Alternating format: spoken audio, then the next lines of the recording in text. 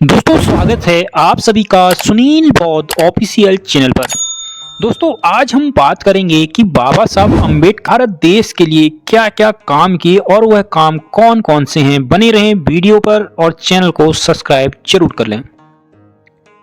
दोस्तों भारत का संविधान लिखे जाते वक्त 25 नवंबर 1949 को उसका अंतिम पाठ पूरा होने के बाद देश के महान नेताओं में से एक और डॉक्टर भीमराव अंबेडकर जी ने देश के भविष्य के बारे में एक खास बात कही।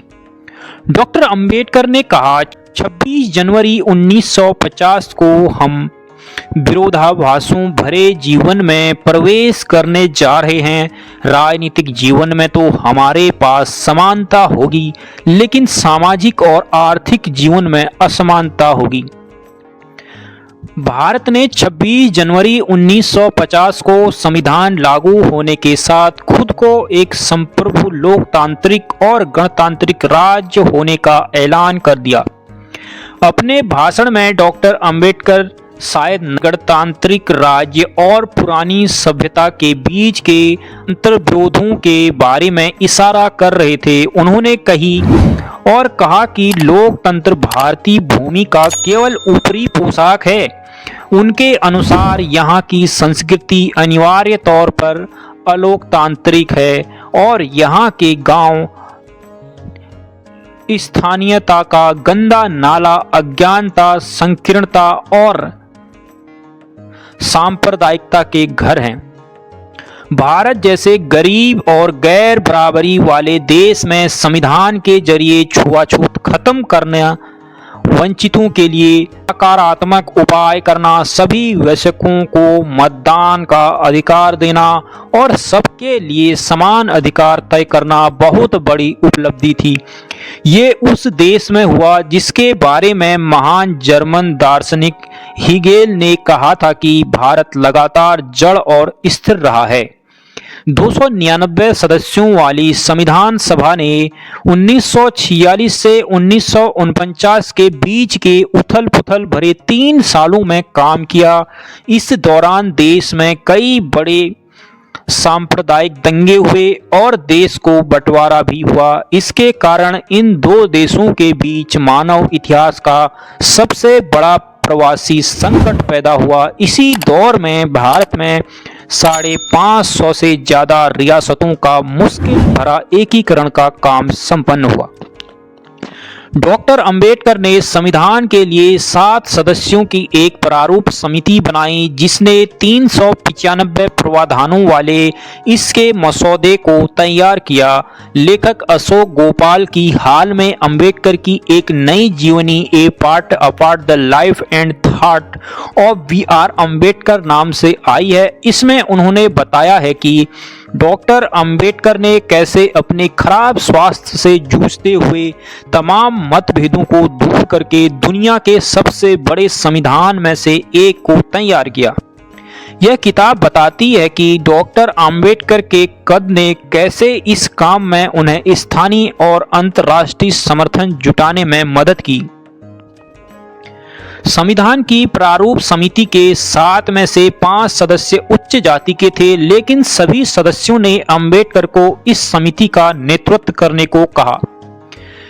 अशोक गोपाल ने इस किताब में बताया कि भारत की आज़ादी के आंदोलन का समर्थन करने और आयरलैंड का संविधान लिखने वाले आयरिश नेता इमोन ने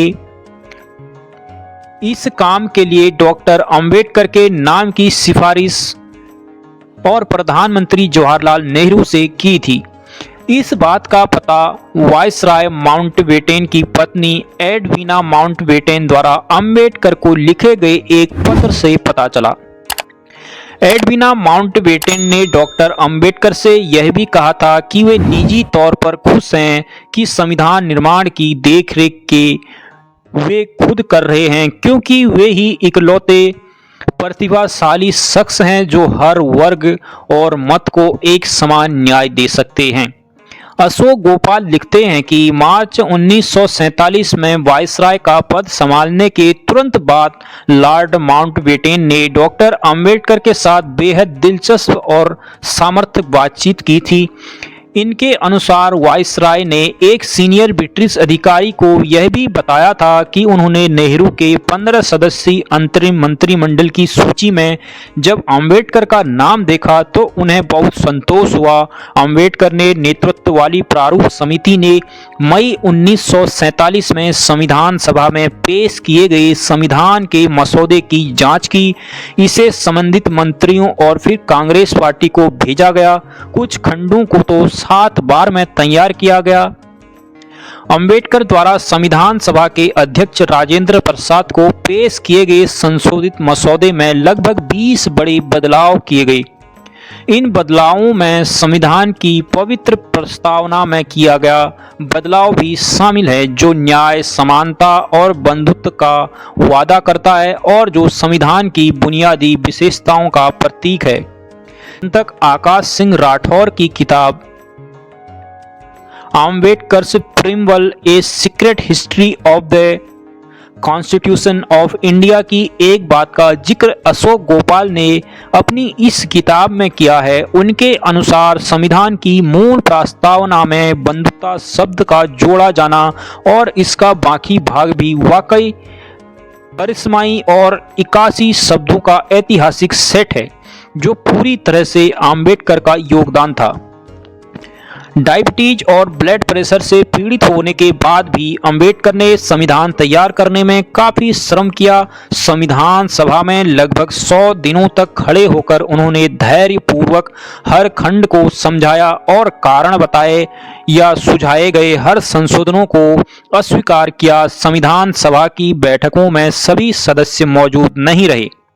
प्रारूप समिति के एक सदस्य टीटी कृष्णामाचारी ने नवंबर 1948 में संविधान सभा में कहा कि मृत्यु, बीमारी और अन्य व्यवस्थाओं के कारण अधिकांश सदस्य पर्याप्त योगदान नहीं कर सके, जिसकी वजह से यह संविधान तैयार करने का बोझ डॉक्टर अंबेडकर पर आ पड़ा।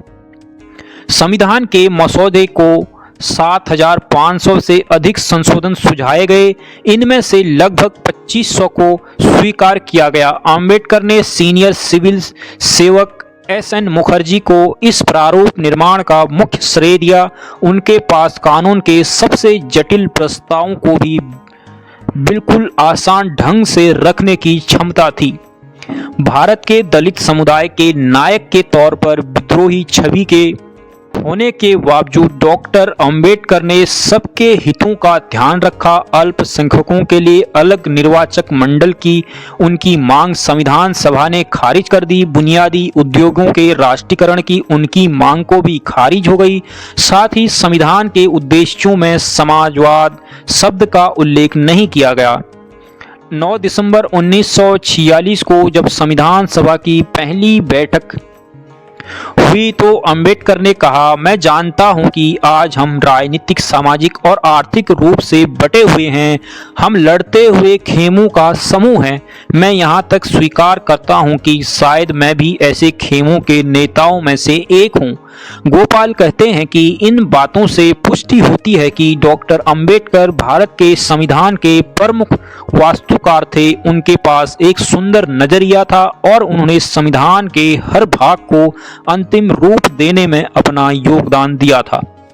संविधान निर्माण के कुछ साल बाद डॉक्टर राजेंद्र प्रसाद ने स्वीकार किया कि अंबेडकर ने संविधान के कुशल पायलट की भूमिका निभाई। 6 दिसंबर 1956 को 63 साल की उम्र में अंबेडकर के निधन के थोड़ी देर बाद प्रधानमंत्री जवाहरलाल नेहरू ने भी कहा, संविधान बनाने में डॉक्टर अंबेडकर से ज्यादा ध्यान किसी ने नहीं दिया और ना ही किसी और ने उतनी परेशानी उठाई। संविधान बनने के 73 साल बाद भारत का विशाल और विविध लोकतंत्र गंभीर चुनौतियों से जूझने के लिए एक साथ खड़ा है। समाज में बढ़ता ध्रुवीकरण और असमानताएं देश के भविष्य को लेकर कई तरह की चिंताएं पैदा करती है, लेकिन ये सारी समस्याएं डॉक्टर अंबेडकर ने एक और दूरदर्शी भाषण की याद दिलाते हैं जो उन्होंने संविधान के संशोधित मसौदे को पेश करते वक्त दिया था। उन्होंने कहा था, भारत में अल्पसंख्यकों ने बहुमत का शासन वफादारी से स्वीकार किया है। अब ये बहुसंख्यकों पर निर्भर करता है कि वे अल्पसंख्यकों के खिलाफ भेदभाव ना करने का अपना कर्तव्य निभाएं।